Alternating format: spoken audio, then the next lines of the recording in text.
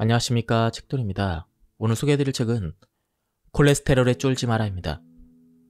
저자는 와다 히데키, 출판사는 에디터입니다. 먼저 이 책에 대한 추천사입니다.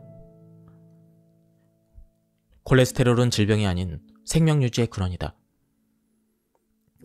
혈압이 높으면 혈압을 낮추고 혈당이 높으면 혈당을 낮추는 것이 현대의학이다.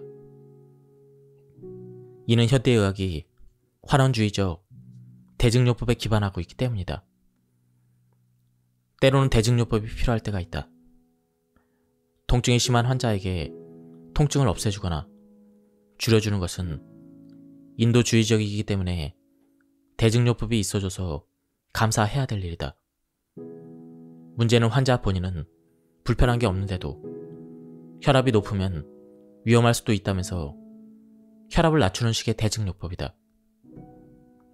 환자의 동의를 얻기 위해 필요한 것은 환자의 공포심과 현대의학의 권위, 단 두 가지이다. 혈압이 높으면 실제로 위험할 수가 있다. 문제는 덮어놓고 혈압을 낮추는 대증요법을 치료랍시고 제공하고 있다는 것이다. 혈압이 올라간 원인이 분명히 존재하고 그 원인을 찾아 생활 습관을 개선하면 혈압을 정상화시킬 수가 있다. 다소 혈압이 높더라도 혈관이 건강하고 염증이 없다면 고혈압의 합병증으로 알려진 심장마비와 뇌졸중의 위험은 현저하게 낮아진다. 그런데 이런 변수들을 고려하지 않은 채 환자의 혈압을 미리 측정해서 미리 정해놓은 소위 정상 범위를 벗어나면 혈압을 낮추려고 한다. 어떻게 하는 걸까? 반드시 약물로. 그것도 제약회사에 특허받은 약물로만 한다. 약물을 통해 억지로 혈압을 정상에 끼워 맞춰도 심장마비나 뇌졸중의 위험을 의미있게 낮추지 못한다. 의사도 환자가 뭔가 예방하고 있다는 착각만 할 뿐이다. 전형적인 돌팔이 의학이다. 혈압뿐만 아니라 혈당도 마찬가지다. 그중 최고의 돌팔이 의학은 콜레스테롤을 둘러싼 의학이다. 콜레스테롤 수치만으로는 아무것도 예측할 수 없다는 것을 이미 수많은 의사들이 경고했고 과학적인 증거는 차고 넘친다. 그런데 여전히 콜레스테롤 수치만 보고 약물을 처방하는 의사들이 대부분이다. 1953년 안셀 키스 박사의 지질 가설은 가공당을 생산하는 식품업체의 로비에 힘입어 자리 잡게 되었다. 그리고 지방은 해로운 것, 음식 피라미드의 근간은 곡물 탄수화물이 되어야 한다는 아이디어가 일반인은 물론 의사들의 머릿속에 자리 잡았고 그 틈을 타서 정제당과 씨앗기름이 식료품 시장에 가장 큰 자리를 차지했다. 그 결과 인간의 뇌의 80%를 차지하고 생명 유지의 근간이 되는 콜레스테롤은 악마화되기 시작했다. 최근 연구를 통해 거듭 밝혀지는 것은 콜레스테롤은 우리 몸에 이루어면 이루었지 해로운 물질이 아니라는 것이다. 콜레스테롤이 많은 음식을 먹어도 음식 속의 콜레스테롤은 몸에 흡수되지 않는다. 콜레스테롤이 병명이라는 잘못된 인식부터 바꿔야 한다. 콜레스테롤은 우리 몸이 필요해서 만드는 소수성 분자일 뿐이다. 세포막은 콜레스테롤로 이루어져 있다. 콜레스테롤이 담즙 효소를 만들고 스테로이드 호르몬을 만든다. 뇌를 포함한 신경세포도 콜레스테롤이다. 콜레스테롤이 면역신호를 활성화하고 수용작용을 한다. 이런 콜레스테롤이 부족하면 오히려 질병이 발생하거나 심한 경우 사망에 이른다. 질병이 아닌 생명유지의 근원이다. 이 추천사는 환자혁명의 저자 조한경 선생님이 쓰신 추천사입니다. 다음은 머릿말입니다. 필자는 평소 콜레스테롤 수치를 낮추지 않아도 된다고 끊임없이 주장해왔습니다. 환자에게도 말했고 책에도 기록했으며 강연에서도 발표했습니다.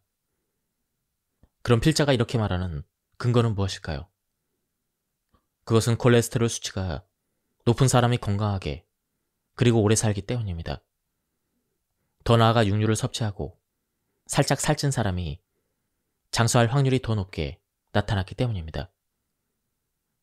필자는 노인 의료 정신과 의사로서 35년 동안 6,000명 이상의 환자를 진료했고 그 과정에서 위와 같은 결론을 얻었습니다.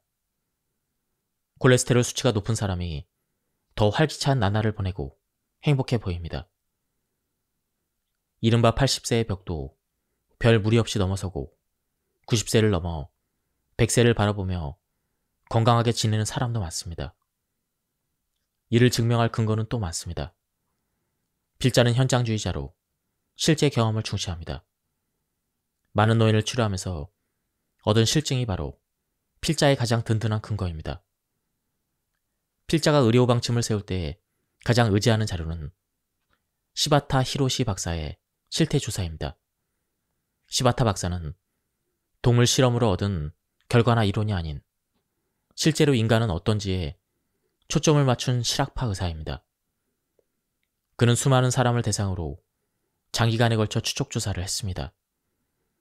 특히 100세를 넘긴 사람이 거주하는 가정을 방문해 장수의 비결을 추적한 100세 노인 연구는 매우 유명합니다. 바로 이 연구를 통해 밝혀진 것이 바로 콜레스테롤 수치를 낮추면 안 된다는 사실이었습니다. 시바타 박사는 87세인 지금도 현역으로 활발하게 활동 중입니다. 그의 장수의 비결을 묻는 말에 내가 연구한 대로 생활하고 있다네 라고 대답해서 강한 자신감과 설득력이 묻어납니다.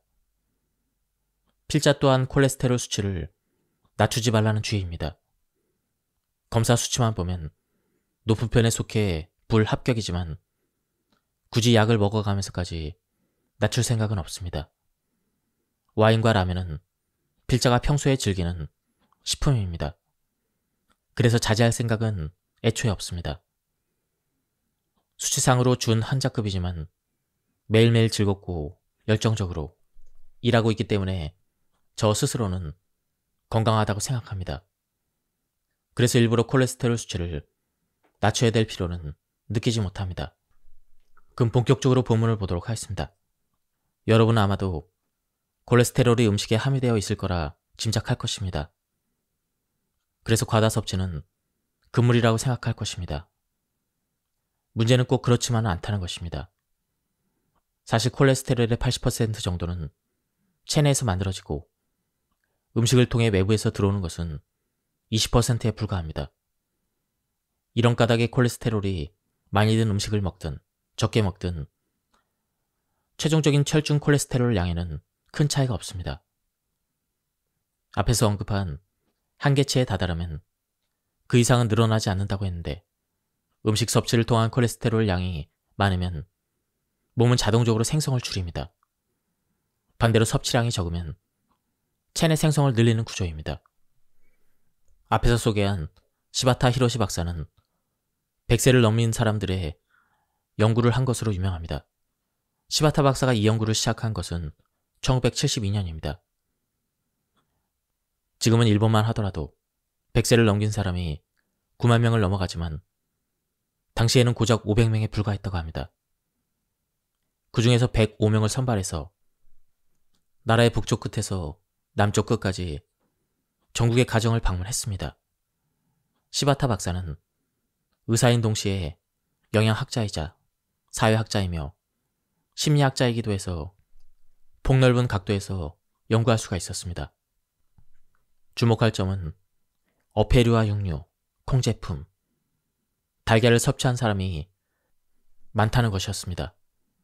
시바타 박사에 따르면 단백질, 특히 동물성 단백질 섭취가 많은 점이 인상적이었다고 합니다.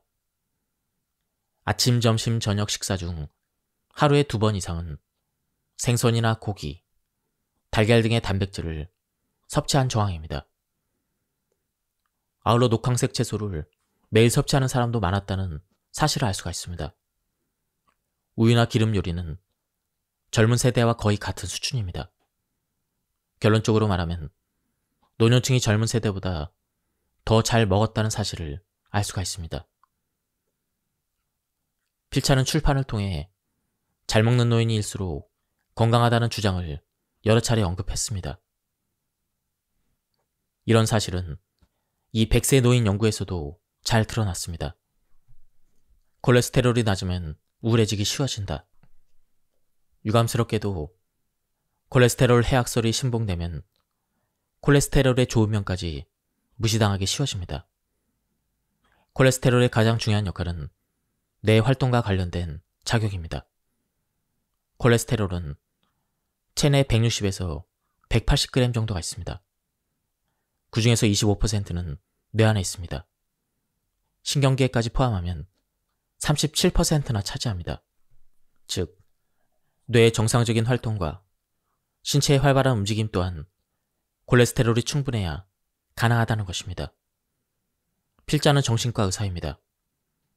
콜레스테롤 수치가 높은 사람은 우울증이나 인지장애에 걸릴 확률이 낮다고 생각합니다. 또한 우울증은 콜레스테롤 수치가 높은 사람이 치료에 더 용이하다고 생각합니다. 도표 7은 시바타 박사의 실태 조사 중 일부입니다. 콜레스테롤 수치가 높은 사람은 우울증이 개선되기 쉽고 수치가 낮거나 중간 정도의 사람은 우울증이 더욱 빠르게 진행되기 쉬운 경향을 보입니다. 건강한 노인이 되겠는가?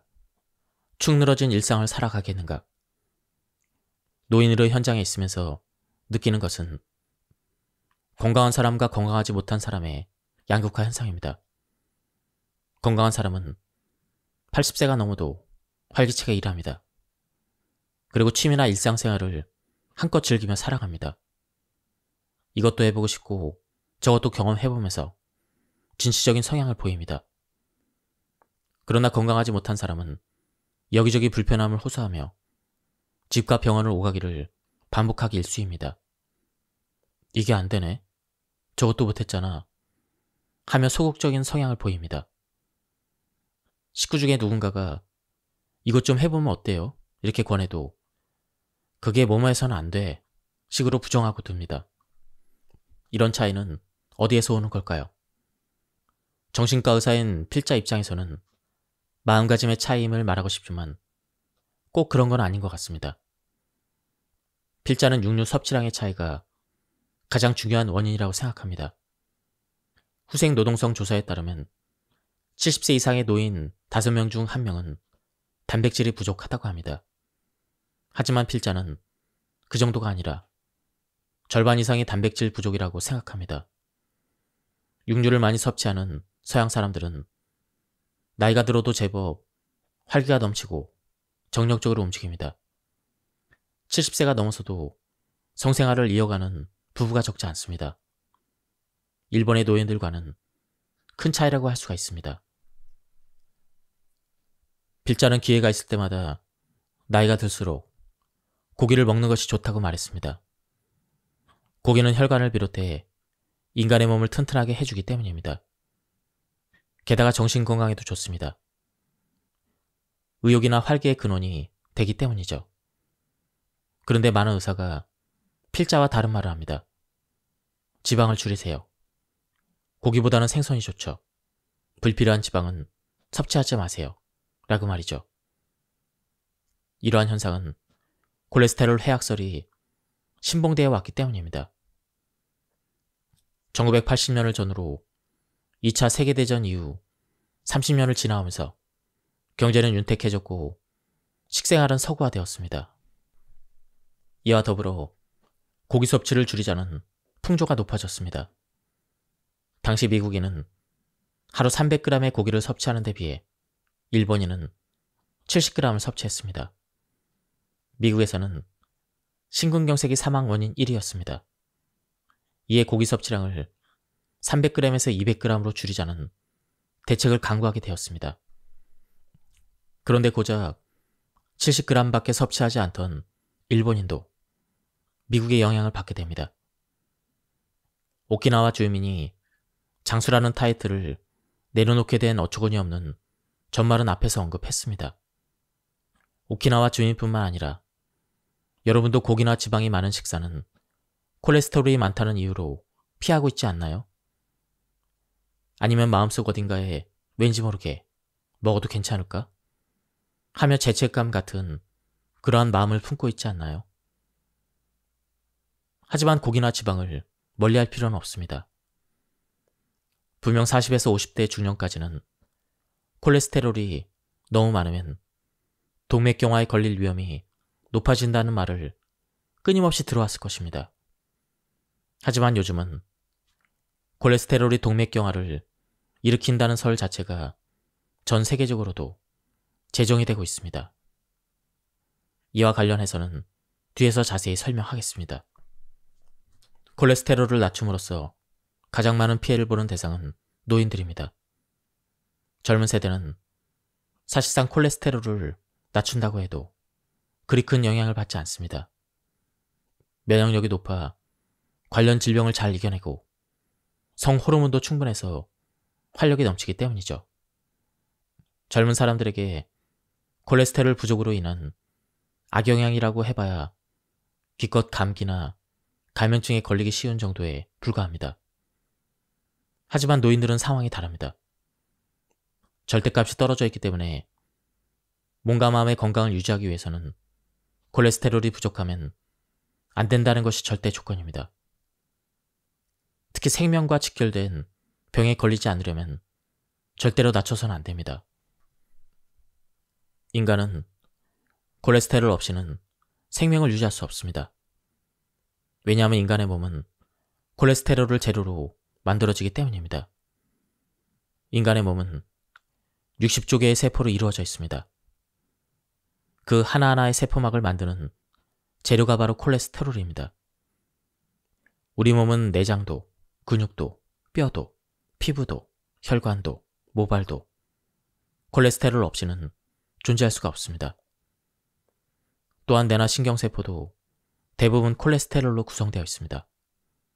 더 나아가서는 남성 호르몬이나 여성 호르몬, 스테로이드 호르몬, 쓸개즙, 비타민 D 또한 콜레스테롤의 원료로 만들어집니다. 즉 콜레스테롤은 몸을 이루는 구성 요소일 뿐 아니라 몸이 정상적인 기능을 수행하도록 해주는 필수 불가결한 요소입니다. 콜레스테롤의 역할은 여기에 그치지 않습니다. 사람의 몸은 60조 개의 세포로 구성되어 있는데 그 하나하나는 계속 손상되거나 소멸합니다. 그리고 손상된 세포를 복구하거나 소멸한 세포의 재생에 콜레스테롤이 사용됩니다. 당연히 사람은 나이 들수록 신체가 쇠약해집니다. 피부나 근육 감소는 스스로도 느낄 수 있을 정도죠. 그리고 눈에 보이지 않지만 혈관이나 장기, 뇌, 뼈 또한 늙어갑니다. 즉 관련 세포들이 늙어간다는 것이죠. 회복 또는 재생하는 횟수도 나이가 들수록 훨씬 많아집니다. 체내의 콜레스테롤이 충분하면 재생에 듬뿍듬뿍 투입하여 세포를 회복시키고 다시 만들어낼 수가 있습니다. 하지만 콜레스테롤이 부족하면 세포는 노화일로를 걷습니다. 인간의 몸은 잘 만들어져 있어서 일정한 상태를 유지하려고 합니다. 세포가 약해지면 회복하는 데 공을 들여 대량의 콜레스테롤을 사용합니다. 그러고는 사용된 콜레스테롤을 보충하기 위해 다시 대량의 콜레스테롤을 만들어냅니다. 이런 일련의 과정은 인간이 자각하지 않더라도 자연스럽게 일어납니다.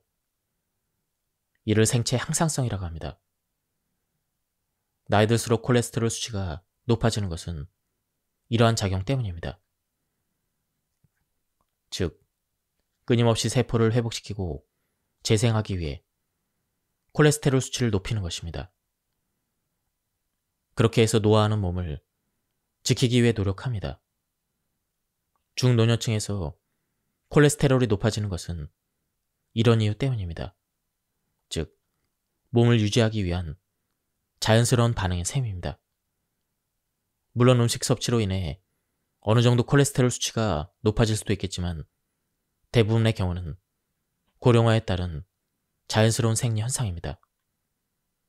노인들은 콜레스테롤을 낮춰서는 안 된다고 필자가 누누이 말하는 이유도 바로 이 때문입니다. 우리 인간에게 갖춰진 훌륭한 시스템이 작동되어 콜레스테롤을 늘리고 있는데 어이없게도 오히려 낮추려 하다니요. 모르면 모를까 이 얼마나 어처구니 없는 고정관념입니까? 건강검진상 콜레스테롤 수치가 조금 높게 나와도 걱정할 필요가 없습니다. 그보다는 억지로 낮추려고 하는 것을 더욱 경계해야 합니다. 면역 시스템은 몸 밖에서 들어오는 적뿐 아니라 몸 안에서 생기는 적에게도 작용합니다. 예를 들면 암은 어느 세포가 변이를 일으켜 암세포가 됨으로써 발생합니다.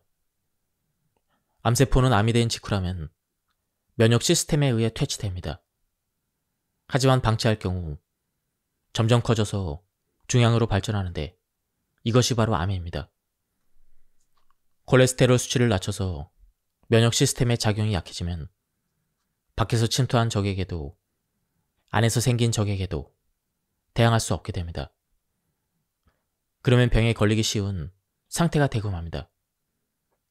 면역력 높이기란 안팎에서 적에 대응할 수 있는 몸을 만드는 일입니다.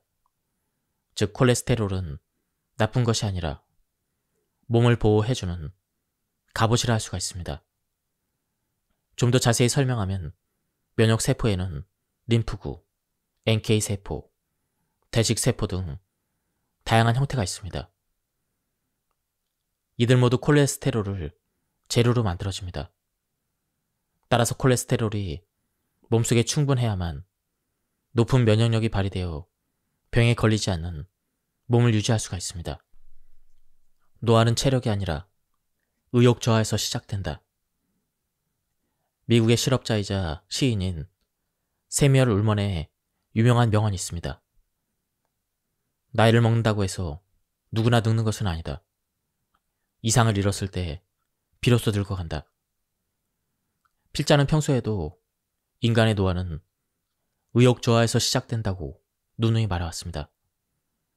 국가와 시대가 달라도 늙음은 마음의 노화로부터 시작된다는 사실은 똑같습니다.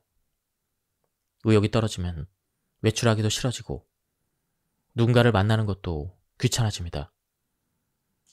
그러면 안 걷게 되고 몸도 가꾸지 않게 됩니다. 이걸 해볼까? 저것도 해보고 싶은데? 이런 생각이 들어야 머리도 쓰게 되고 실제로 움직여야 몸도 쓰게 됩니다. 하지만 의욕이 떨어져서 안 쓰게 되면 몸의 기능도 마음의 기능도 점점 녹슬고 맙니다. 폐용성 위축이라는 증상이 있습니다. 예를 들어 사고로 입원했는데 침대에만 누워있다 보니 근육이 쇠약해지는 현상입니다. 그러면 몸이 움직이지 못하게 될 뿐 아니라 정신적으로도 위축되는 현상이 발생합니다. 즉, 마음에서 시작되는 노화도 있고 몸에서 시작되는 노화도 있는 셈입니다. 중요한 것은 어찌되었든 노화를 방치하면 안 된다는 것이죠. 노화의 속도는 나이와 함께 증가합니다. 게다가 한번 노화를 받아들이면 눈 깜빡할 사이에 가속도가 붙습니다. 노화를 막으려면 어떻게 해야 할까요? 그것은 단백질을 충분히 섭취하면 됩니다. 고기를 포함해서 잘 먹어야 합니다.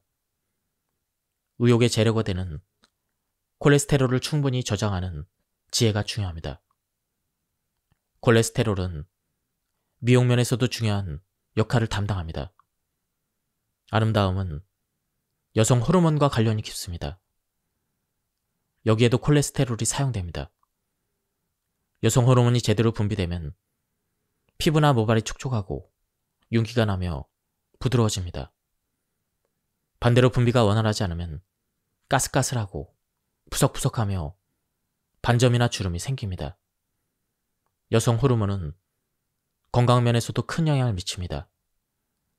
뼈를 튼튼하게 하고 혈관을 견고하게 하며 유연하게 하고 기억력을 높이는 그런 기능을 수행합니다. 여성이 폐경을 맞으면 여성 호르몬이 많이 줄어든다고 알고 있습니다. 하지만 완전히 없어지는 것이 아니라 조금씩만 분비되는 것입니다. 그런 상태를 되도록 오래 유지하기 위해서는 콜레스테롤 섭취가 중요합니다. 이 때문에 콜레스테롤을 일부러 줄이는 것은 아름다움을 내다버리는 것과 같습니다. 앞에서 노년의 남자 중에는 집안에만 틀어박혀 그렇게 사는 사람들이 많다고 언급했습니다. 기억하시나요?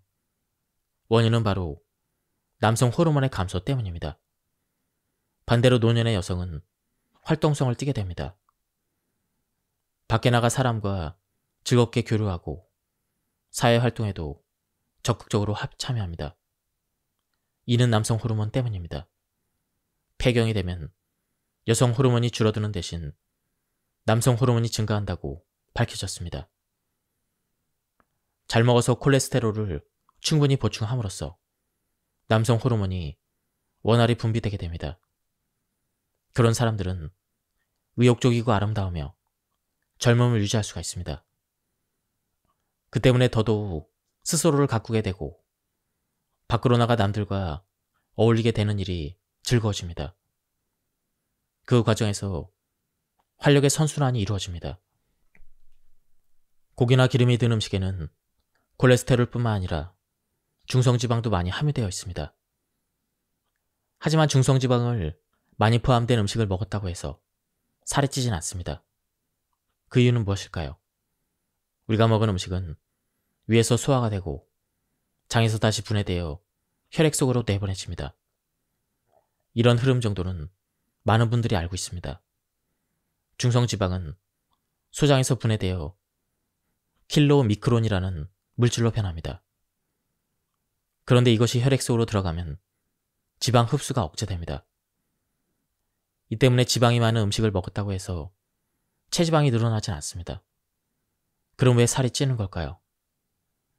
원인은 탄수화물 등의 당질 때문입니다. 당질은 소장에서 분해된 뒤 포도당이 되어 혈액 속으로 들어가 온몸을 돌아다닙니다. 그러고는 몸이나 뇌를 움직이는 에너지로 사용됩니다.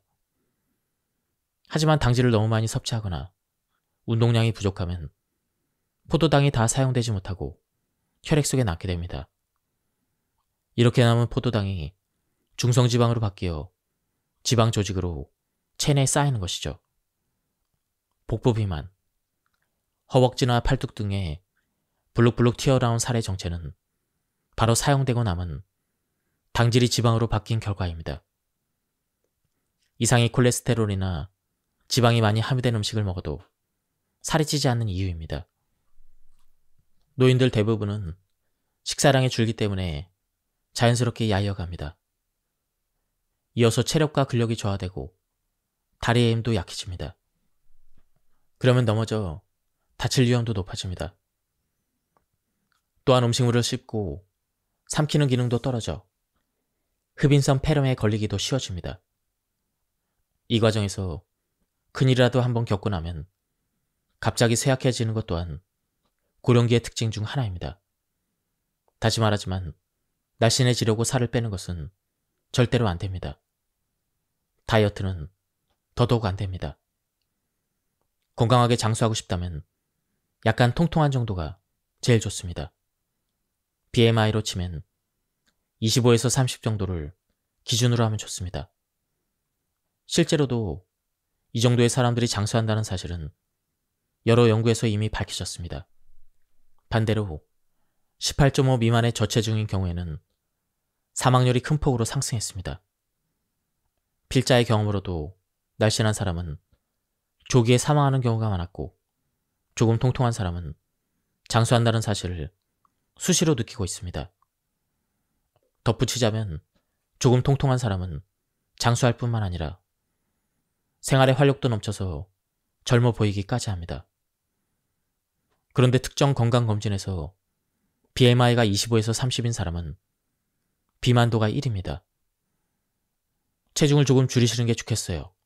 이런 말을 듣습니다. 건강하게 오래 살 수 있는 이상적인 체중인데 일부러 줄이라는 진단을 받은 셈입니다. 수년 전에 이미 노인들의 BMI는 조금 높은 편이 좋다라는 지침 자체가 수정되었는데 일반인들은 거의 모르고 있습니다. 일반인뿐만 아니라 의사조차도 모르는 경우가 있는 것 같습니다. 참으로 비극이 아닐 수 없습니다. 실태조차 모르는 의사로부터 체중을 줄이라는 말을 듣고 그대로 따른다면 어떻게 되겠습니까? 생명을 단축시킬 수도 있는 일입니다. 지방 생산력이 떨어지면 식사로 보충할 수밖에 없다. 여러분 중에 달걀에는 콜레스테롤이 많으니까 하루에 한 알 또는 고기의 비계 부분은 되도록 안 먹기라는 규칙을 정해놓고 실천하는 분이 있을지도 모르겠습니다. 그런데 왜 이런 규칙을 정했을까요? 어쩌면 명확한 근거는 없을지도 모릅니다. 반복되는 이야기지만 다시 한번 말씀드리겠습니다. 음식으로 콜레스테롤을 줄이는 일은 거의 무의미합니다. 고기나 달걀 섭취를 줄여도 콜레스테롤 수치에는 거의 변화가 없습니다. 먹고 싶은 것을 참아내는 눈물겨운 인내심에는 찬사를 보내겠지만 콜레스테롤 수치는 내려가지 않습니다. 체내 콜레스테롤은 80%가 간장에서 만들어집니다. 음식물을 통해 섭취되는 콜레스테롤은 하루에 0.3에서 0.5g 정도입니다. 즉, 거의 없다시피 합니다. 먹고 싶은 것을 참아가며 콜레스테롤을 줄이려고 해도 혈중 콜레스테롤 수치에 변화가 나타나지 않는 것은 이 때문입니다. 그런데 필자가 이런 말을 하면 다음과 같은 반론이 제기됩니다. 그렇다면 지금까지 당신이 말한 고기를 먹어라, 지방을 섭취해라도 아무 의미가 없는 거 아닌가요? 혈중 콜레스테롤 수치가 늘지 않는다고 했잖아요. 역시나 날카로운 지적입니다. 그런데 필자가 고기를 먹으라고 권유한 데는 분명한 이유가 있습니다.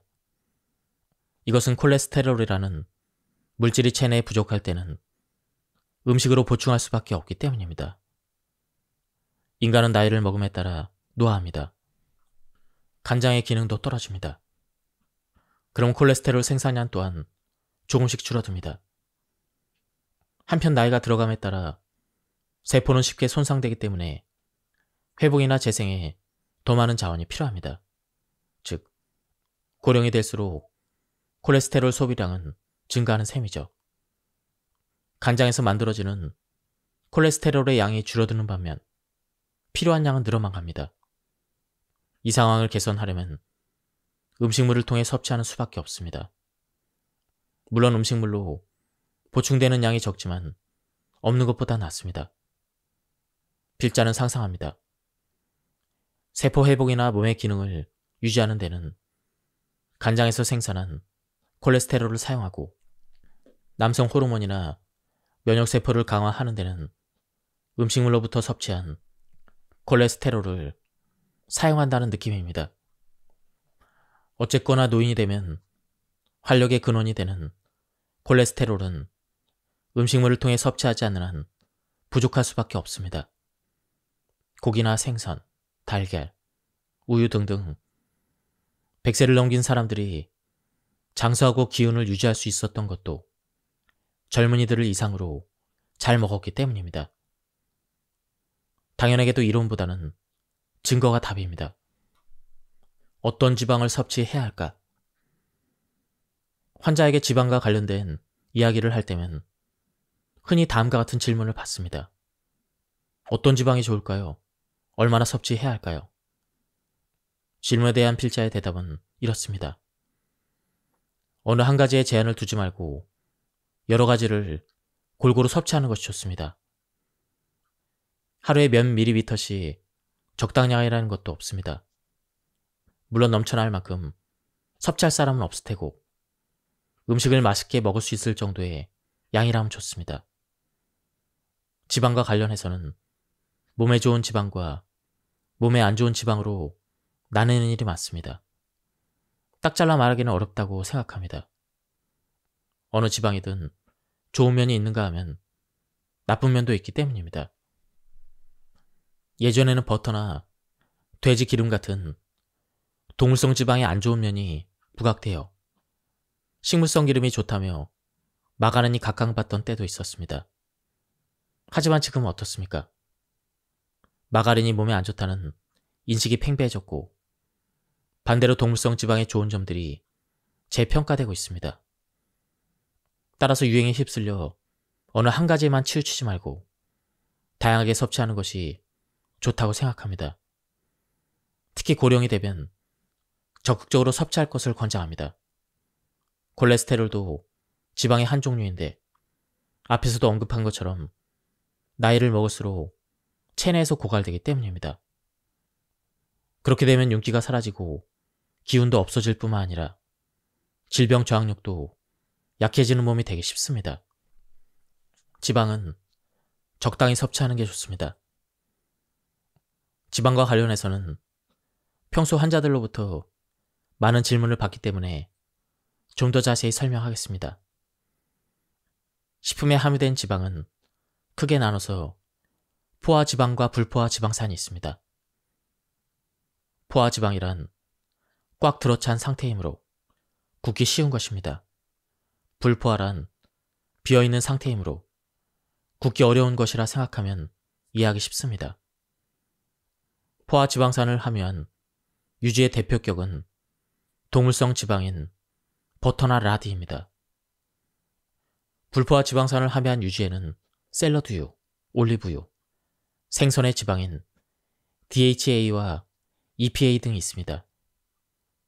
조금만 더 자세히 설명하겠습니다. 불포화 지방산은 오메가3, 오메가6, 오메가9으로 분류할 수 있습니다. 369로 외워두면 좋습니다. 각각의 특성을 열거해 보겠습니다. 오메가3입니다. 생선의 지방인 DH나 EPA, 들깨기름, 참기름, 아마인유, 혈액순환을 좋게 하고 세포를 활성화시키며 지방의 연소를 돕습니다. 혈관에 탄력을 주고 심근경색을 예방합니다. 다음은 오메가6입니다. 샐러드유, 참기름, 콩기름, 옥수수유, 감마리놀레산, 아라키돈산 등이 함유되어 있습니다. 이것을 과다 섭취할 경우 오메가3의 기능을 방해하거나 관절염, 천식 등의 염증 질환을 일으키는 원인이 되는 단점이 있습니다. 오메가9입니다. 올리브유, 카놀라유, 미각류, 소기름, 올레인산이 함유되어 있습니다. 세포의 염증을 억제하고 몸의 산화를 방지하며 체내에서 남아도는 지방을 연소시킵니다. 이상으로 간단히 정리해보았습니다. 세 가지 모두 적당히 섭취하는 것이 이상적이라고 생각합니다. 한 술, 두 술하는 식으로 정확한 양을 재서 드시는 게 아니라 그야말로 대충 적당한 정도라고 생각하시면 됩니다. 성격이 진지하고 꼼꼼한 사람들은 올리브유가 좋다고 하면 오로지 그것만 먹거나 심한 경우 들고 마실 기세로 달려드는 경우도 있습니다. 과유불급입니다. 또 반대로 기름은 안 된다고 하면 단번에 끊어버리는 사람도 있습니다. 이 또한 지나친 행위입니다. 적당히 대충 음식이 맛있어 보인다면 맛있는 만큼 드시는 게 가장 좋습니다. 제4장 의사와 약에 내 몸을 맡기지 말자. 건강은 정말 수치로 결정될까? 건강이란 무엇일까요? 건강한 신체란 어떤 상태를 말하는 걸까요? 필자는 자신의 몸이 건강하고 즐겁게 살아갈 수 있는 상태라고 생각합니다. 가끔씩은 안 좋은 날도 있고 머리가 아프거나 콧물이 난다거나 어깨가 결린다거나 이런 식으로 말이죠. 나이를 먹으면 컨디션이 안 좋은 날이 많아집니다. 하지만 어쩔 수 없는 일이라 생각합니다. 그러나 아침에 잠에서 깨어날 수 있고 밥을 맛있게 먹을 수 있고 일을 할 수가 있고 누군가와 이야기를 나눌 수가 있고 웃고 기뻐하며 때로는 슬픔에 눈물을 흘리거나 화를 내거나 하는 그런 일상을 보낼 수 있다면 건강한 거 아닐까요? 적어도 필자는 그렇게 생각합니다. 그런데 지금의 의료계에서는 건강을 단순히 검사 수치로 판단하는 것이 되고 말았습니다. 기준치의 범위 안에 들어있으면 건강이고 범위를 벗어나면 병이라고 말합니다. 하지만 필자는 숫자만으로 판단하는 것은 올바르지 않다고 생각합니다. 심한 경우 몸의 이상을 호소하는 환자에게 의사는 검사 수치만 보고 아무 이상이 없어요. 괜찮습니다. 이렇게 말하는 경우도 있다고 합니다. 환자는 힘들고 괴로워서 병원을 찾았는데 이야기도 들려주지 않고 촉진도 하지 않으면서 원인을 찾으려는 노력도 없이 진찰을 끝냅니다. 이것을 과연 의료 행위라고 볼 수 있을까요? 필자는 이상한 일이라고 생각합니다. 하지만 이런 의료 행위가 버젓이 이루어지고 있습니다. 여러분은 기준치라는 것이 어떻게 정해지는지 아시나요? 사실은 그 방식이 꽤나 의문스럽습니다. 건강하다고 생각되는 사람을 추려내고 그들의 수치를 조사한 뒤에 그 중에서 95%에 해당하는 데이터에서 산출합니다. 그러니까 기준치란 절대적인 것이 아니라 추려낸 사람에 따라 달라집니다. 학계에 따라 다르고 학계 안에서도 번번이 바뀝니다. 게다가 일본의 기준치는 서양의 기준치보다 매우 낮게 설정되어 있습니다. 좀 더 핵심을 찌르자면 검사에서 병으로 판명되는 사람이 늘어날수록 약은 더 많이 팔리는 법이죠. 그런 사악한 마음을 가진 사람은 없을 거라 믿지만 진실은 신만이 알고 계십니다. 따라서 너무 기준치만 따르려고 애쓸 필요는 없습니다. 필자가 기준치에서 조금 높은 정도가 좋다고 반복해서 주장하는 이유는 위와 같은 상황을 알기 때문입니다. 콜레스테롤이 간장에서 만들어진다는 것은 앞에서 설명했습니다.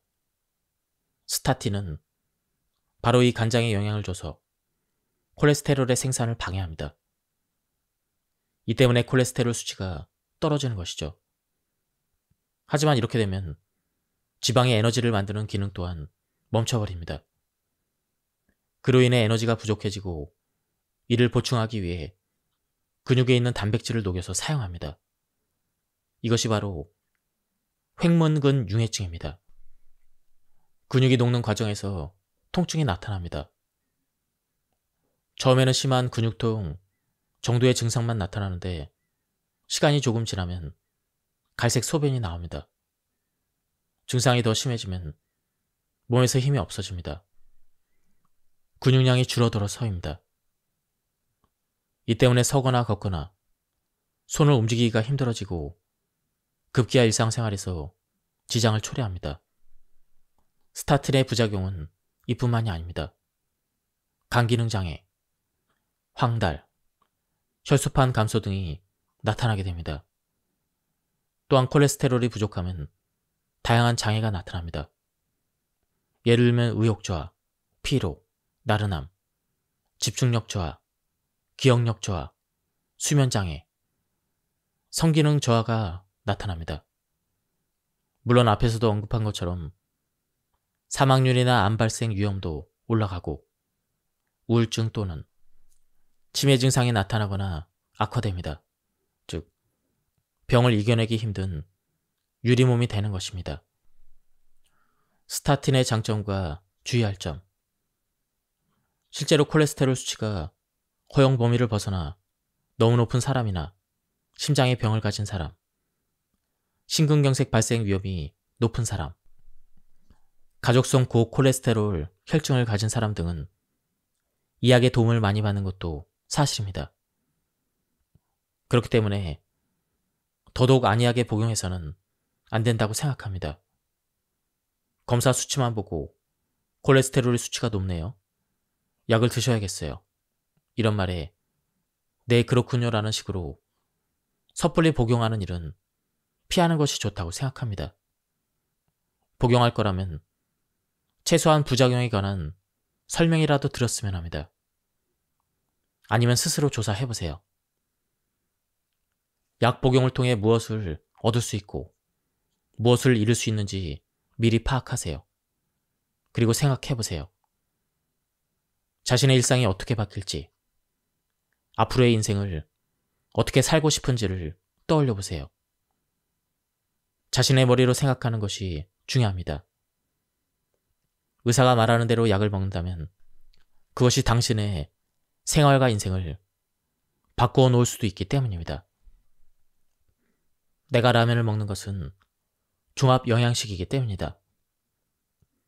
필자는 평소 라면을 좋아한다고 공언해왔고 실제로 연간 200곳 정도의 라면 전문점을 방문합니다. 맛있는 가게를 찾아 먹으러 가는 것이죠. 필자는 고혈압, 당뇨, 신부전 등의 지병을 가지고 있습니다. 주위 사람들은 기름기 많은 라면을 그렇게 먹고도 괜찮아? 이렇게 걱정하지만 전혀 신경을 쓰지 않습니다.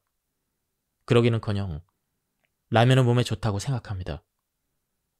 왜냐하면 라면은 종합 영양식이기 때문이죠. 라면 국물은 10가지 이상의 재료를 넣어 우려냅니다.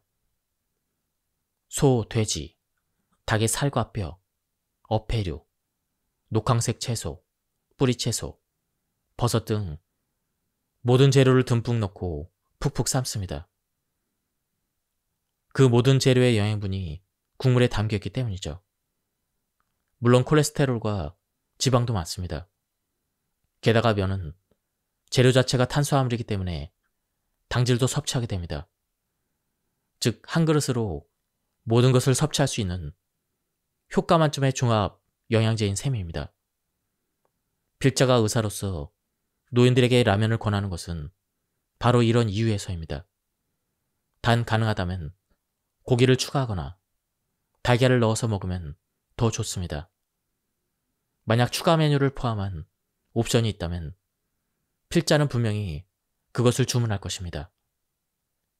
필자가 지병을 가지고 있음에도 건강하게 지낼 수 있는 것은 라면 덕분일지도 모르겠습니다. 물론 먹는 것뿐만 아니라 걷기에도 적극적으로 신경을 쓰고는 있습니다. 지금까지 이 책에 대한 리뷰를 모두 마쳤습니다. 이 책에서는 콜레스테롤은 질병의 원인이 아닌 모든 생명을 치유하고 생명을 유지시켜주는 근원이라고 말하고 있습니다. 저도 그동안에는 콜레스테롤이 동맥경화 등을 유발하는 주요 원인이라고 생각해왔습니다. 그런데 이 책을 통해서 새로운 사실을 알게 되었습니다.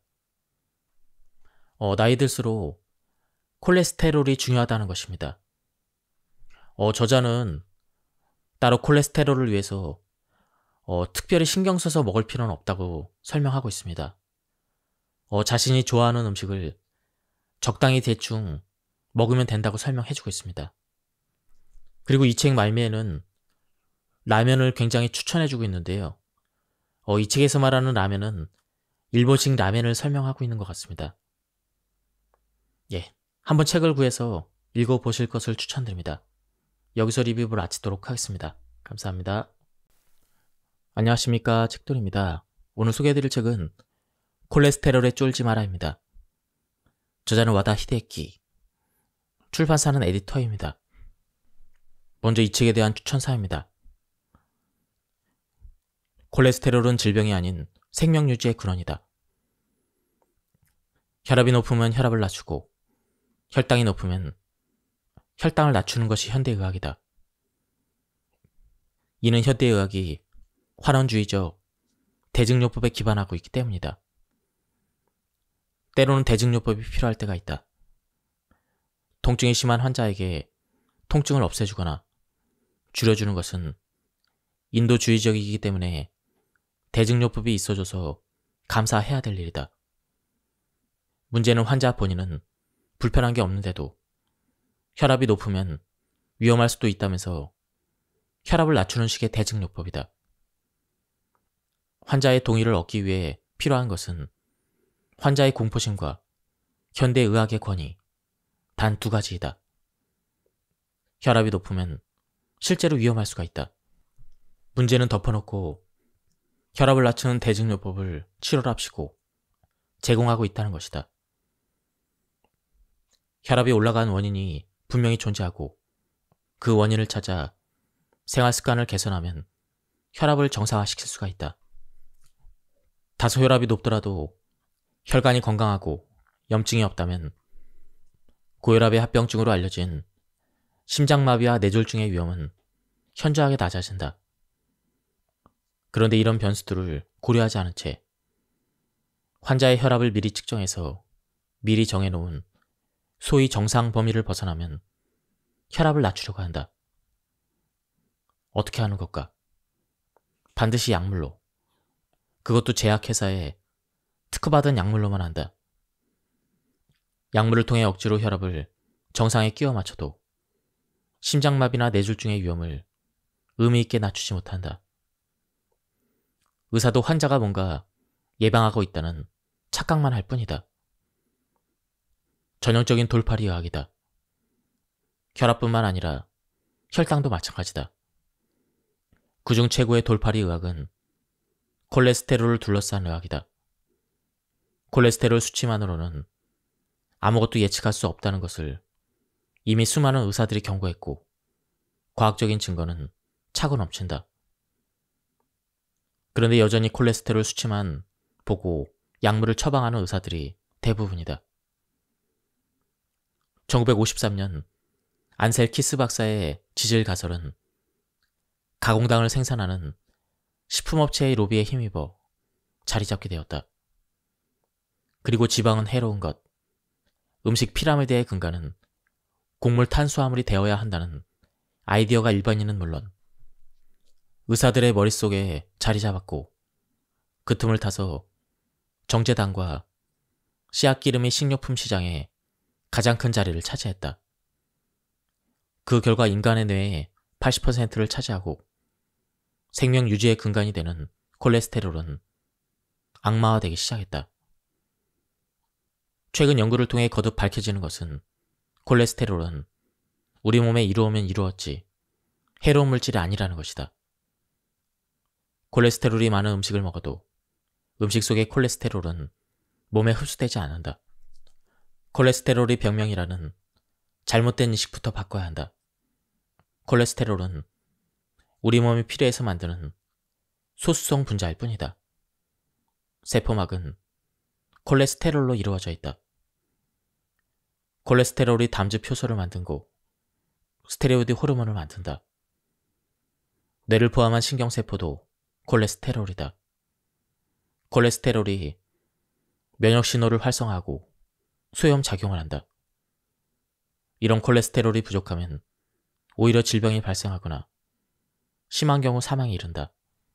질병이 아닌 생명유지의 근원이다. 이 추천사는 환자 혁명의 저자 조한경 선생님이 쓰신 추천사입니다. 다음은 머릿말입니다. 필자는 평소 콜레스테롤 수치를 낮추지 않아도 된다고 끊임없이 주장해왔습니다. 환자에게도 말했고 책에도 기록했으며 강연에서도 발표했습니다. 그럼 필자가 이렇게 말하는 근거는 무엇일까요? 그것은 콜레스테롤 수치가 높은 사람이 건강하게 그리고 오래 살기 때문입니다. 더 나아가 육류를 섭취하고 살짝 살찐 사람이 장수할 확률이 더 높게 나타났기 때문입니다. 필자는 노인 의료정신과 의사로서 35년 동안 6,000명 이상의 환자를 진료했고 그 과정에서 위와 같은 결론을 얻었습니다. 콜레스테롤 수치가 높은 사람이 더 활기찬 나날을 보내고 행복해 보입니다. 이른바 80세의 벽도 별 무리 없이 넘어서고 90세를 넘어 100세를 바라보며 건강하게 지내는 사람도 많습니다. 이를 증명할 근거는 또 많습니다. 필자는 현장주의자로 실제 경험을 중시합니다. 많은 노인을 치료하면서 얻은 실증이 바로 필자의 가장 든든한 근거입니다. 필자가 의료 방침을 세울 때 가장 의지하는 자료는 시바타 히로시 박사의 실태조사입니다. 시바타 박사는 동물 실험으로 얻은 결과나 이론이 아닌 실제로 인간은 어떤지에 초점을 맞춘 실학파 의사입니다. 그는 수많은 사람을 대상으로 장기간에 걸쳐 추적조사를 했습니다. 특히 100세를 넘긴 사람이 거주하는 가정을 방문해 장수의 비결을 추적한 백세 노인 연구는 매우 유명합니다. 바로 이 연구를 통해 밝혀진 것이 바로 콜레스테롤 수치를 낮추면 안 된다는 사실이었습니다. 시바타 박사는 87세인 지금도 현역으로 활발하게 활동 중입니다. 그의 장수의 비결을 묻는 말에 내가 연구한 대로 생활하고 있다네 라고 대답해서 강한 자신감과 설득력이 묻어납니다. 필자 또한 콜레스테롤 수치를 낮추지 말라는 주의입니다.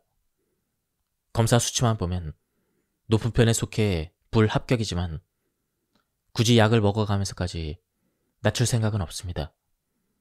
와인과 라면은 필자가 평소에 즐기는 식품입니다. 그래서 자제할 생각은 애초에 없습니다. 수치상으로 준 환자급이지만 매일매일 즐겁고 열정적으로 일하고 있기 때문에 저 스스로는 건강하다고 생각합니다. 그래서 일부러 콜레스테롤 수치를 낮춰야 될 필요는 느끼지 못합니다. 그럼 본격적으로 본문을 보도록 하겠습니다. 여러분은 아마도 콜레스테롤이 음식에 함유되어 있을 거라 짐작할 것입니다. 그래서 과다 섭취는 금물이라고 생각할 것입니다. 문제는 꼭 그렇지만은 않다는 것입니다. 사실 콜레스테롤의 80% 정도는 체내에서 만들어지고 음식을 통해 외부에서 들어오는 것은 20%에 불과합니다. 이런 까닭에 콜레스테롤이 많이 든 음식을 먹든 적게 먹든 최종적인 혈중 콜레스테롤 양에는 큰 차이가 없습니다. 앞에서 언급한 한계치에 다다르면 그 이상은 늘어나지 않는다고 했는데 음식 섭취를 통한 콜레스테롤 양이 많으면 몸은 자동적으로 생성을 줄입니다. 반대로 섭취량이 적으면 체내 생성을 늘리는 구조입니다. 앞에서 소개한 시바타 히로시 박사는 100세를 넘긴 사람들의 연구를 한 것으로 유명합니다. 시바타 박사가 이 연구를 시작한 것은 1972년입니다. 지금은 일본만 하더라도 100세를 넘긴 사람이 9만 명을 넘어가지만 당시에는 고작 500명에 불과했다고 합니다. 그 중에서 105명을 선발해서 나라의 북쪽 끝에서 남쪽 끝까지 전국의 가정을 방문했습니다. 시바타 박사는 의사인 동시에 영양학자이자 사회학자이며 심리학자이기도 해서 폭넓은 각도에서 연구할 수가 있었습니다. 주목할 점은 어패류와 육류, 콩제품, 달걀을 섭취한 사람이 많다는 것이었습니다. 시바타 박사에 따르면 단백질, 특히 동물성 단백질 섭취가 많은 점이 인상적이었다고 합니다. 아침, 점심, 저녁 식사 중 하루에 2번 이상은 생선이나 고기, 달걀 등의 단백질을 섭취한 정황입니다. 아울러 녹황색 채소를 매일 섭취하는 사람도 많았다는 사실을 알 수가 있습니다. 우유나 기름 요리는 젊은 세대와 거의 같은 수준입니다. 결론적으로 말하면 노년층이 젊은 세대보다 더 잘 먹었다는 사실을 알 수가 있습니다. 필차는 출판을 통해 잘 먹는 노인일수록 건강하다는 주장을 여러 차례 언급했습니다. 이런 사실은 이 100세 노인 연구에서도 잘 드러났습니다. 콜레스테롤이 낮으면 우울해지기 쉬워진다. 유감스럽게도 콜레스테롤 해악설이 신봉되면 콜레스테롤의 좋은 면까지 무시당하기 쉬워집니다. 콜레스테롤의 가장 중요한 역할은 뇌 활동과 관련된 자극입니다. 콜레스테롤은 체내 160에서 180g 정도가 있습니다. 그 중에서 25%는 뇌 안에 있습니다. 신경계까지 포함하면 37%나 차지합니다. 즉, 뇌의 정상적인 활동과 신체의 활발한 움직임 또한 콜레스테롤이 충분해야 가능하다는 것입니다. 필자는 정신과 의사입니다.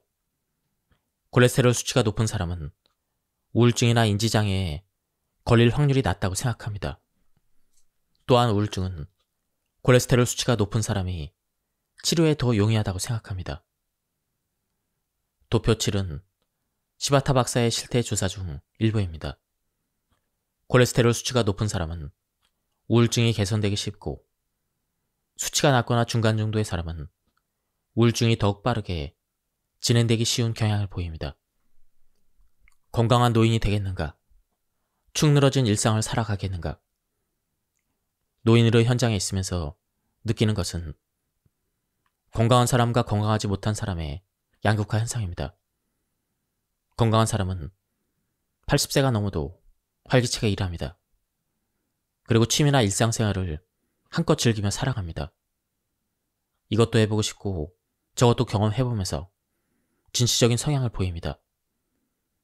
그러나 건강하지 못한 사람은 여기저기 불편함을 호소하며 집과 병원을 오가기를 반복하기 일쑤입니다. 이게 안 되네. 저것도 못했잖아. 하며 소극적인 성향을 보입니다. 식구 중에 누군가가 이것 좀 해보면 어때요? 이렇게 권해도 그게 뭐뭐 해서는 안 돼. 식으로 부정하고 듭니다. 이런 차이는 어디에서 오는 걸까요? 정신과 의사인 필자 입장에서는 마음가짐의 차이임을 말하고 싶지만 꼭 그런 건 아닌 것 같습니다. 필자는 육류 섭취량의 차이가 가장 중요한 원인이라고 생각합니다. 후생 노동성 조사에 따르면 70세 이상의 노인 5명 중 1명은 단백질이 부족하다고 합니다. 하지만 필자는 그 정도가 아니라 절반 이상이 단백질 부족이라고 생각합니다. 육류를 많이 섭취하는 서양 사람들은 나이가 들어도 제법 활기가 넘치고 정력적으로 움직입니다. 70세가 넘어서도 성생활을 이어가는 부부가 적지 않습니다. 일본의 노인들과는 큰 차이라고 할 수가 있습니다. 필자는 기회가 있을 때마다 나이가 들수록 고기를 먹는 것이 좋다고 말했습니다. 고기는 혈관을 비롯해 인간의 몸을 튼튼하게 해주기 때문입니다. 게다가 정신건강에도 좋습니다. 의욕이나 활기의 근원이 되기 때문이죠. 그런데 많은 의사가 필자와 다른 말을 합니다. 지방을 줄이세요. 고기보다는 생선이 좋죠. 불필요한 지방은 섭취하지 마세요. 라고 말이죠. 이러한 현상은 콜레스테롤 해악설이 신봉되어 왔기 때문입니다. 1980년을 전후로 2차 세계대전 이후 30년을 지나오면서 경제는 윤택해졌고 식생활은 서구화되었습니다. 이와 더불어 고기 섭취를 줄이자는 풍조가 높아졌습니다. 당시 미국인은 하루 300g의 고기를 섭취하는 데 비해 일본인은 70g을 섭취했습니다. 미국에서는 심근경색이 사망 원인 1위였습니다. 이에 고기 섭취량을 300g에서 200g으로 줄이자는 대책을 강구하게 되었습니다. 그런데 고작 70g밖에 섭취하지 않던 일본인도 미국의 영향을 받게 됩니다.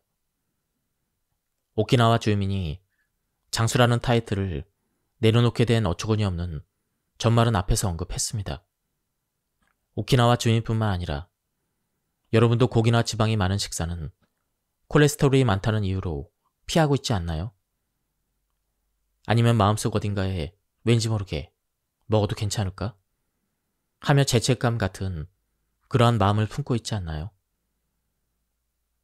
하지만 고기나 지방을 멀리할 필요는 없습니다.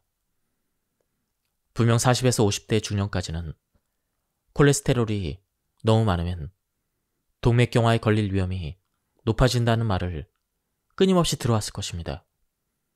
하지만 요즘은 콜레스테롤이 동맥경화를 일으킨다는 설 자체가 전 세계적으로도 제정이 되고 있습니다. 이와 관련해서는 뒤에서 자세히 설명하겠습니다. 콜레스테롤을 낮춤으로써 가장 많은 피해를 보는 대상은 노인들입니다. 젊은 세대는 사실상 콜레스테롤을 낮춘다고 해도 그리 큰 영향을 받지 않습니다. 면역력이 높아 관련 질병을 잘 이겨내고 성호르몬도 충분해서 활력이 넘치기 때문이죠. 젊은 사람들에게 콜레스테롤 부족으로 인한 악영향이라고 해봐야 기껏 감기나 감염증에 걸리기 쉬운 정도에 불과합니다. 하지만 노인들은 상황이 다릅니다. 절대값이 떨어져 있기 때문에 몸과 마음의 건강을 유지하기 위해서는 콜레스테롤이 부족하면 안 된다는 것이 절대 조건입니다. 특히 생명과 직결된 병에 걸리지 않으려면 절대로 낮춰서는 안 됩니다. 인간은 콜레스테롤 없이는 생명을 유지할 수 없습니다. 왜냐하면 인간의 몸은 콜레스테롤을 재료로 만들어지기 때문입니다. 인간의 몸은 60조 개의 세포로 이루어져 있습니다. 그 하나하나의 세포막을 만드는 재료가 바로 콜레스테롤입니다. 우리 몸은 내장도, 근육도, 뼈도, 피부도, 혈관도, 모발도 콜레스테롤 없이는 존재할 수가 없습니다. 또한 뇌나 신경세포도 대부분 콜레스테롤로 구성되어 있습니다. 더 나아가서는 남성 호르몬이나 여성 호르몬, 스테로이드 호르몬, 쓸개즙, 비타민 D 또한 콜레스테롤의 원료로 만들어집니다. 즉 콜레스테롤은 몸을 이루는 구성 요소일 뿐 아니라 몸이 정상적인 기능을 수행하도록 해주는 필수 불가결한 요소입니다. 콜레스테롤의 역할은 여기에 그치지 않습니다. 사람의 몸은 60조 개의 세포로 구성되어 있는데 그 하나하나는 계속 손상되거나 소멸합니다. 그리고 손상된 세포를 복구하거나 소멸한 세포의 재생에 콜레스테롤이 사용됩니다. 당연히 사람은 나이 들수록 신체가 쇠약해집니다. 피부나 근육 감소는 스스로도 느낄 수 있을 정도죠. 그리고 눈에 보이지 않지만 혈관이나 장기, 뇌, 뼈 또한 늙어갑니다. 즉 관련 세포들이 늙어간다는 것이죠. 회복 또는 재생하는 횟수도 나이가 들수록 훨씬 많아집니다. 체내의 콜레스테롤이 충분하면 재생에 듬뿍듬뿍 투입하여 세포를 회복시키고 다시 만들어낼 수가 있습니다. 하지만 콜레스테롤이 부족하면 세포는 노화일로를 걷습니다. 인간의 몸은 잘 만들어져 있어서 일정한 상태를 유지하려고 합니다. 세포가 약해지면 회복하는 데 공을 들여 대량의 콜레스테롤을 사용합니다. 그러고는 사용된 콜레스테롤을 보충하기 위해 다시 대량의 콜레스테롤을 만들어냅니다. 이런 일련의 과정은 인간이 자각하지 않더라도 자연스럽게 일어납니다. 이를 생체 항상성이라고 합니다. 나이 들수록 콜레스테롤 수치가 높아지는 것은 이러한 작용 때문입니다. 즉, 끊임없이 세포를 회복시키고 재생하기 위해 콜레스테롤 수치를 높이는 것입니다. 그렇게 해서 노화하는 몸을 지키기 위해 노력합니다. 중노년층에서 콜레스테롤이 높아지는 것은 이런 이유 때문입니다. 즉, 몸을 유지하기 위한 자연스러운 반응의 셈입니다. 물론 음식 섭취로 인해 어느 정도 콜레스테롤 수치가 높아질 수도 있겠지만 대부분의 경우는 고령화에 따른 자연스러운 생리 현상입니다. 노인들은 콜레스테롤을 낮춰서는 안 된다고 필자가 누누이 말하는 이유도 바로 이 때문입니다. 우리 인간에게 갖춰진 훌륭한 시스템이 작동되어 콜레스테롤을 늘리고 있는데 어이없게도 오히려 낮추려 하다니요. 모르면 모를까 이 얼마나 어처구니 없는 고정관념입니까? 건강검진상 콜레스테롤 수치가 조금 높게 나와도 걱정할 필요가 없습니다. 그보다는 억지로 낮추려고 하는 것을 더욱 경계해야 합니다. 면역 시스템은 몸 밖에서 들어오는 적뿐 아니라 몸 안에서 생기는 적에게도 작용합니다. 예를 들면 암은 어느 세포가 변이를 일으켜 암세포가 됨으로써 발생합니다. 암세포는 암이 된 직후라면 면역 시스템에 의해 퇴치됩니다. 하지만 방치할 경우 점점 커져서 중양으로 발전하는데 이것이 바로 암입니다. 콜레스테롤 수치를 낮춰서 면역 시스템의 작용이 약해지면 밖에서 침투한 적에게도 안에서 생긴 적에게도 대항할 수 없게 됩니다. 그러면 병에 걸리기 쉬운 상태가 되고 맙니다. 면역력 높이기란 안팎에서 적에 대응할 수 있는 몸을 만드는 일입니다. 즉 콜레스테롤은 나쁜 것이 아니라 몸을 보호해주는 갑옷이라 할 수가 있습니다. 좀 더 자세히 설명하면 면역세포에는 림프구, NK세포, 대식세포 등 다양한 형태가 있습니다. 이들 모두 콜레스테롤을 재료로 만들어집니다. 따라서 콜레스테롤이 몸속에 충분해야만 높은 면역력이 발휘되어 병에 걸리지 않는 몸을 유지할 수가 있습니다. 노화는 체력이 아니라 의욕 저하에서 시작된다. 미국의 실업자이자 시인인 세미얼 울먼의 유명한 명언이 있습니다. 나이를 먹는다고 해서 누구나 늙는 것은 아니다. 이상을 잃었을 때 비로소 늙어간다. 필자는 평소에도 인간의 노화는 의욕 저하에서 시작된다고 누누이 말해왔습니다. 국가와 시대가 달라도 늙음은 마음의 노화로부터 시작된다는 사실은 똑같습니다. 의욕이 떨어지면 외출하기도 싫어지고 누군가를 만나는 것도 귀찮아집니다.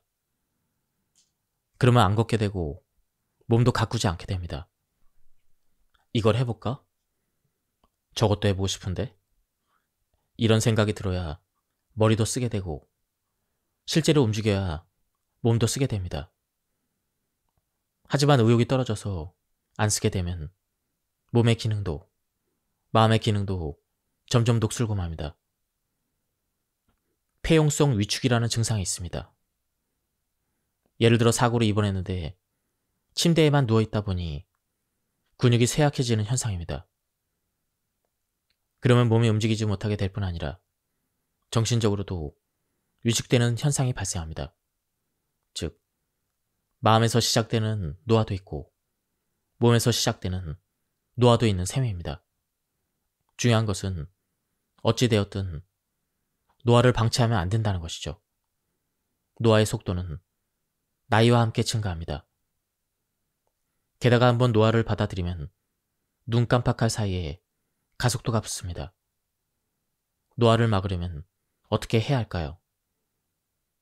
그것은 단백질을 충분히 섭취하면 됩니다. 고기를 포함해서 잘 먹어야 합니다. 의욕의 재료가 되는 콜레스테롤을 충분히 저장하는 지혜가 중요합니다.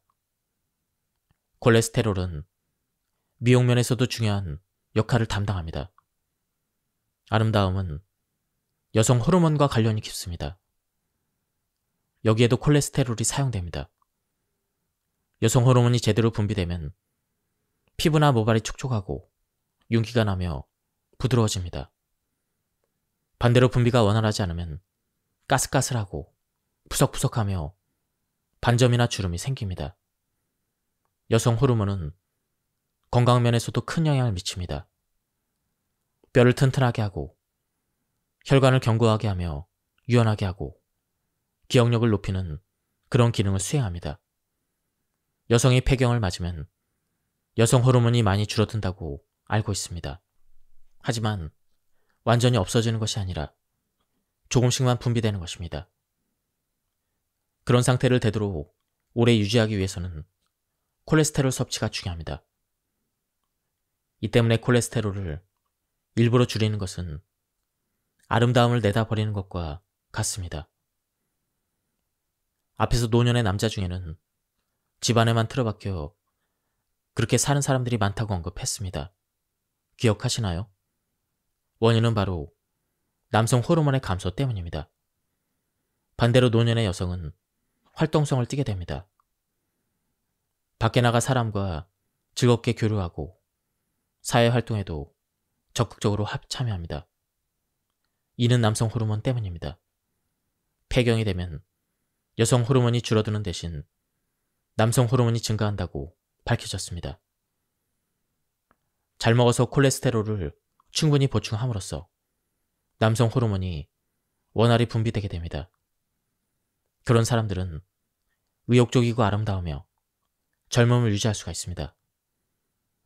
그 때문에 더더욱 스스로를 가꾸게 되고 밖으로 나가 남들과 어울리게 되는 일이 즐거워집니다.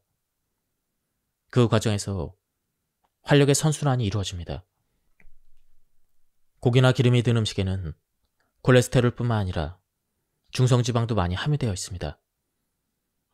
하지만 중성지방을 많이 포함된 음식을 먹었다고 해서 살이 찌진 않습니다. 그 이유는 무엇일까요? 우리가 먹은 음식은 위에서 소화가 되고 장에서 다시 분해되어 혈액 속으로 내보내집니다. 이런 흐름 정도는 많은 분들이 알고 있습니다. 중성지방은 소장에서 분해되어 킬로미크론이라는 물질로 변합니다. 그런데 이것이 혈액 속으로 들어가면 지방 흡수가 억제됩니다. 이 때문에 지방이 많은 음식을 먹었다고 해서 체지방이 늘어나진 않습니다. 그럼 왜 살이 찌는 걸까요? 원인은 탄수화물 등의 당질 때문입니다. 당질은 소장에서 분해된 뒤 포도당이 되어 혈액 속으로 들어가 온몸을 돌아다닙니다. 그러고는 몸이나 뇌를 움직이는 에너지로 사용됩니다. 하지만 당질을 너무 많이 섭취하거나 운동량이 부족하면 포도당이 다 사용되지 못하고 혈액 속에 남게 됩니다. 이렇게 남은 포도당이 중성지방으로 바뀌어 지방 조직으로 체내에 쌓이는 것이죠. 복부 비만, 허벅지나 팔뚝 등의 불룩불룩 튀어나온 살의 정체는 바로 사용되고 남은 당질이 지방으로 바뀐 결과입니다. 이상이 콜레스테롤이나 지방이 많이 함유된 음식을 먹어도 살이 찌지 않는 이유입니다. 노인들 대부분은 식사량이 줄기 때문에 자연스럽게 야위어갑니다. 이어서 체력과 근력이 저하되고 다리의 힘도 약해집니다. 그러면 넘어져 다칠 위험도 높아집니다. 또한 음식물을 씹고 삼키는 기능도 떨어져 흡인성 폐렴에 걸리기도 쉬워집니다. 이 과정에서 큰일이라도 한번 겪고 나면 갑자기 쇠약해지는 것 또한 고령기의 특징 중 하나입니다. 다시 말하지만 날씬해지려고 살을 빼는 것은 절대로 안 됩니다. 다이어트는 더더욱 안 됩니다. 건강하게 장수하고 싶다면 약간 통통한 정도가 제일 좋습니다. BMI로 치면 25에서 30 정도를 기준으로 하면 좋습니다. 실제로도 이 정도의 사람들이 장수한다는 사실은 여러 연구에서 이미 밝혀졌습니다. 반대로 18.5 미만의 저체중인 경우에는 사망률이 큰 폭으로 상승했습니다. 필자의 경험으로도 날씬한 사람은 조기에 사망하는 경우가 많았고 조금 통통한 사람은 장수한다는 사실을 수시로 느끼고 있습니다. 덧붙이자면 조금 통통한 사람은 장수할 뿐만 아니라 생활에 활력도 넘쳐서 젊어 보이기까지 합니다. 그런데 특정 건강검진에서 BMI가 25에서 30인 사람은 비만도가 1입니다. 체중을 조금 줄이시는 게 좋겠어요. 이런 말을 듣습니다. 건강하게 오래 살 수 있는 이상적인 체중인데 일부러 줄이라는 진단을 받은 셈입니다. 수년 전에 이미 노인들의 BMI는 조금 높은 편이 좋다라는 지침 자체가 수정되었는데 일반인들은 거의 모르고 있습니다. 일반인뿐만 아니라 의사조차도 모르는 경우가 있는 것 같습니다. 참으로 비극이 아닐 수 없습니다. 실태조차 모르는 의사로부터 체중을 줄이라는 말을 듣고 그대로 따른다면 어떻게 되겠습니까? 생명을 단축시킬 수도 있는 일입니다. 지방 생산력이 떨어지면 식사로 보충할 수밖에 없다.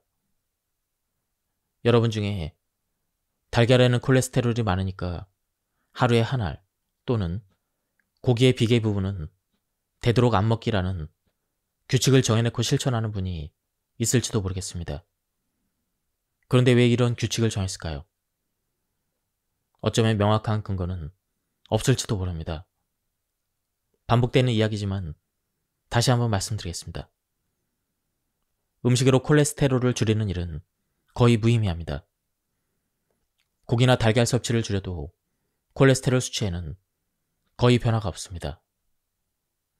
먹고 싶은 것을 참아내는 눈물겨운 인내심에는 찬사를 보내겠지만 콜레스테롤 수치는 내려가지 않습니다.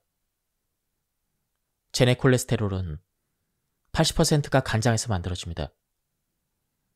음식물을 통해 섭취되는 콜레스테롤은 하루에 0.3에서 0.5g 정도입니다. 즉, 거의 없다시피 합니다. 먹고 싶은 것을 참아가며 콜레스테롤을 줄이려고 해도 혈중 콜레스테롤 수치에 변화가 나타나지 않는 것은 이 때문입니다. 그런데 필자가 이런 말을 하면 다음과 같은 반론이 제기됩니다. 그렇다면 지금까지 당신이 말한 고기를 먹어라, 지방을 섭취해라도 아무 의미가 없는 거 아닌가요? 혈중 콜레스테롤 수치가 늘지 않는다고 했잖아요. 역시나 날카로운 지적입니다. 그런데 필자가 고기를 먹으라고 권유한 데는 분명한 이유가 있습니다. 이것은 콜레스테롤이라는 물질이 체내에 부족할 때는 음식으로 보충할 수밖에 없기 때문입니다. 인간은 나이를 먹음에 따라 노화합니다. 간장의 기능도 떨어집니다. 그럼 콜레스테롤 생산량 또한 조금씩 줄어듭니다. 한편 나이가 들어감에 따라 세포는 쉽게 손상되기 때문에 회복이나 재생에 더 많은 자원이 필요합니다. 즉, 고령이 될수록 콜레스테롤 소비량은 증가하는 셈이죠. 간장에서 만들어지는 콜레스테롤의 양이 줄어드는 반면 필요한 양은 늘어만 갑니다. 이 상황을 개선하려면 음식물을 통해 섭취하는 수밖에 없습니다. 물론 음식물로 보충되는 양이 적지만 없는 것보다 낫습니다. 필자는 상상합니다. 세포 회복이나 몸의 기능을 유지하는 데는 간장에서 생산한 콜레스테롤을 사용하고 남성 호르몬이나 면역세포를 강화하는 데는 음식물로부터 섭취한 콜레스테롤을 사용한다는 느낌입니다. 어쨌거나 노인이 되면 활력의 근원이 되는 콜레스테롤은 음식물을 통해 섭취하지 않는 한 부족할 수밖에 없습니다. 고기나 생선, 달걀, 우유 등등 100세를 넘긴 사람들이 장수하고 기운을 유지할 수 있었던 것도 젊은이들을 이상으로 잘 먹었기 때문입니다. 당연하게도 이론보다는 증거가 답입니다. 어떤 지방을 섭취해야 할까? 환자에게 지방과 관련된 이야기를 할 때면 흔히 다음과 같은 질문을 받습니다. 어떤 지방이 좋을까요? 얼마나 섭취해야 할까요? 질문에 대한 필자의 대답은 이렇습니다. 어느 한 가지에 제한을 두지 말고 여러 가지를 골고루 섭취하는 것이 좋습니다. 하루에 몇 밀리리터씩 적당량이라는 것도 없습니다. 물론 넘쳐날 만큼 섭취할 사람은 없을 테고 음식을 맛있게 먹을 수 있을 정도의 양이라면 좋습니다. 지방과 관련해서는 몸에 좋은 지방과 몸에 안 좋은 지방으로 나누는 일이 많습니다. 딱 잘라 말하기는 어렵다고 생각합니다. 어느 지방이든 좋은 면이 있는가 하면 나쁜 면도 있기 때문입니다. 예전에는 버터나 돼지 기름 같은 동물성 지방이 안 좋은 면이 부각되어 식물성 기름이 좋다며 마가른이 각광받던 때도 있었습니다. 하지만 지금은 어떻습니까? 마가린이 몸에 안 좋다는 인식이 팽배해졌고 반대로 동물성 지방의 좋은 점들이 재평가되고 있습니다.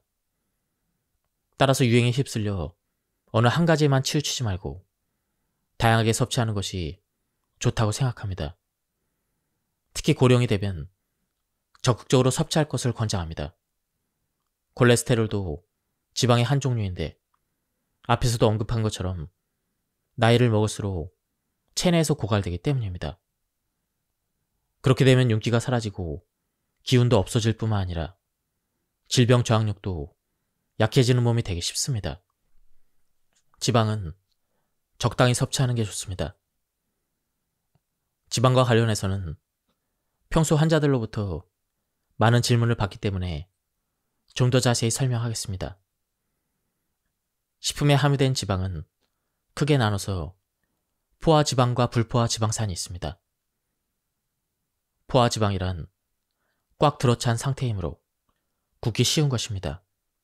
불포화란 비어있는 상태이므로 굽기 어려운 것이라 생각하면 이해하기 쉽습니다. 포화 지방산을 함유한 유지의 대표격은 동물성 지방인 버터나 라디입니다. 불포화 지방산을 함유한 유지에는 샐러드유, 올리브유, 생선의 지방인 DHA와 EPA 등이 있습니다. 조금만 더 자세히 설명하겠습니다.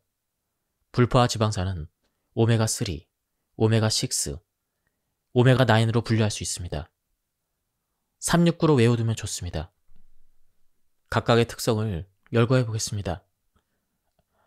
오메가3입니다. 생선의 지방인 DH나 EPA, 들깨기름, 참기름, 아마인유, 혈액순환을 좋게 하고 세포를 활성화시키며 지방의 연소를 돕습니다.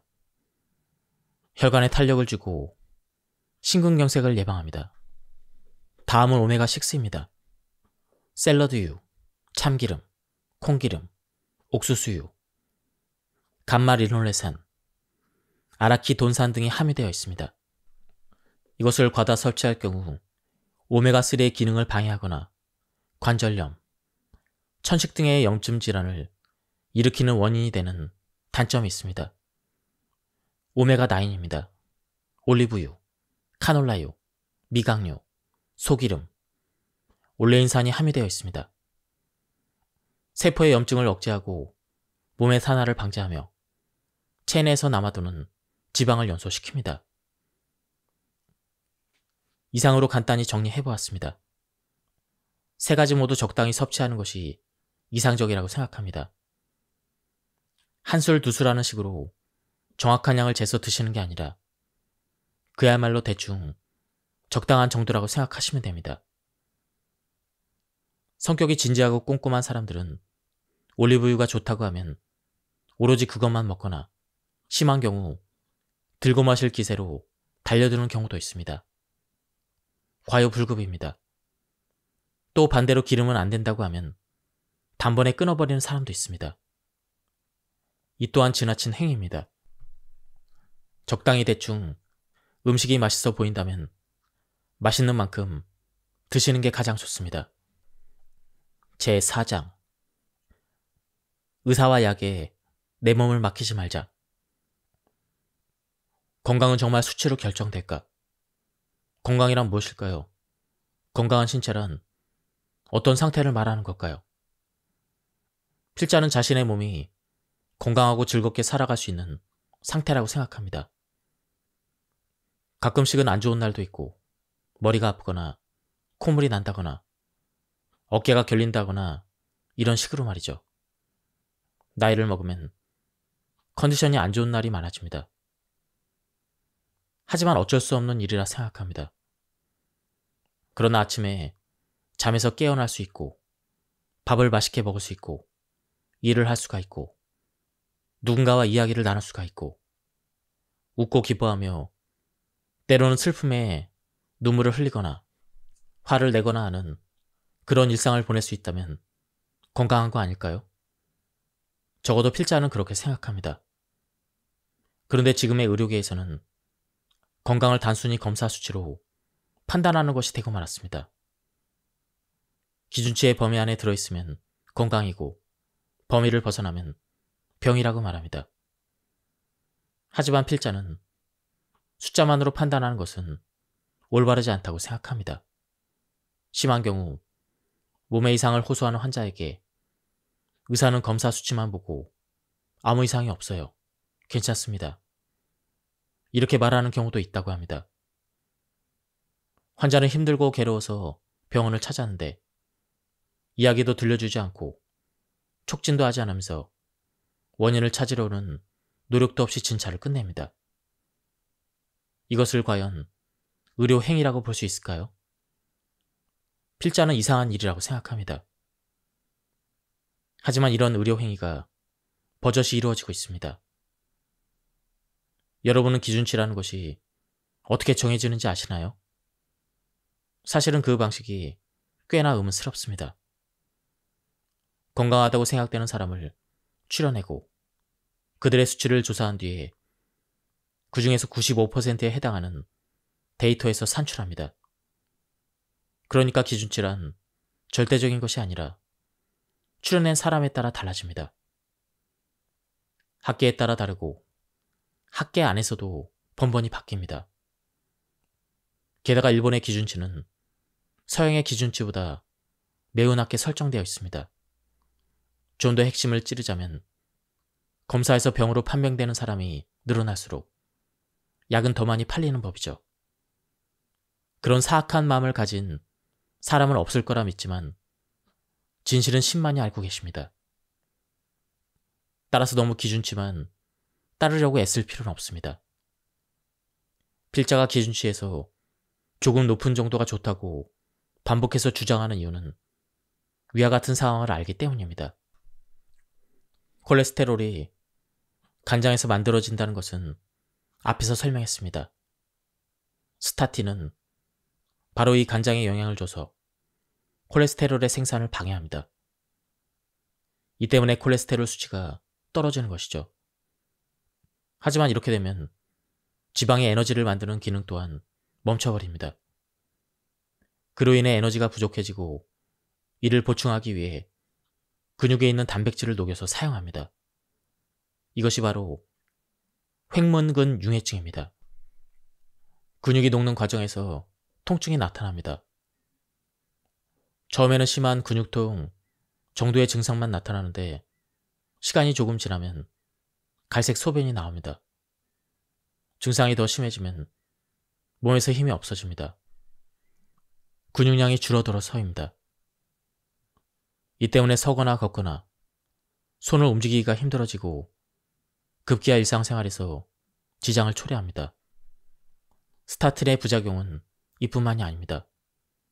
간기능장애, 황달, 혈소판 감소 등이 나타나게 됩니다. 또한 콜레스테롤이 부족하면 다양한 장애가 나타납니다. 예를 들면 의욕 저하, 피로, 나른함, 집중력 저하, 기억력 저하, 수면 장애, 성기능 저하가 나타납니다.